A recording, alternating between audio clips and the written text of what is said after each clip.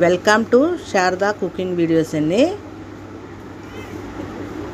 ఈరోజు మనం ఏం చేయబోతున్నాం అంటే ఇన్స్టెంట్ పుదీనా రైస్ చేశానండి. ఎలా చేయాలో చూసేద్దాం రండి. ముందుగా పుదీనా రైస్కి కొంచెం చేశానండి.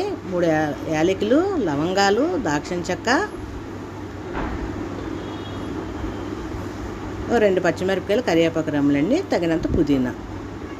ఇది పుదీనా పచ్చిమిరపకాయలు, అల్లం వెల్లుల్లి పేస్ట్ చేసుకోవాలండి. ఓ బాండీలో నూనె వేసి కొంచెం నెయ్యి కూడా వేస్తే బాగుంటుందండి. ఉల్లిపాయలు, మరాఠీ మొగ్గ, అనాస పువ్వు, కరివేపాకు వేసి బాగా వేయించాలండి. అవ్వండి అలాగా గోల్డెన్ కలర్లో వచ్చేయాలి. అలా వేగిన తర్వాత మనం మిక్సీ చేసుకున్నాం కదండి పుదీనా పేస్టు, అందులో వేయాలండి. అంటే పిల్లలకి లంచ్ బాక్స్లోకి చాలా బాగుంటుందండి. పుదీనా కూడా హెల్త్కి చాలా మంచిది కదా. ఇలాంటి పిల్లలకి పెడితే ఏంటంటే చాలా ఇష్టంగా తినేస్తారు.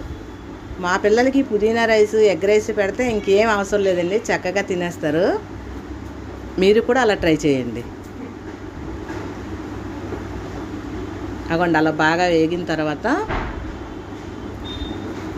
కొంచెం పసుపు, పచ్చిమిరపకాయలు ఆల్రెడీ వేసాం కదండి, కొద్దిగా కారం, తగినంత ఉప్పు వేసి బాగా వేగిన తర్వాత ఉడికిన అన్నం అలా వేసేసి అటు ఇటు అలా శుభ్రం కలిపిడమేనండి.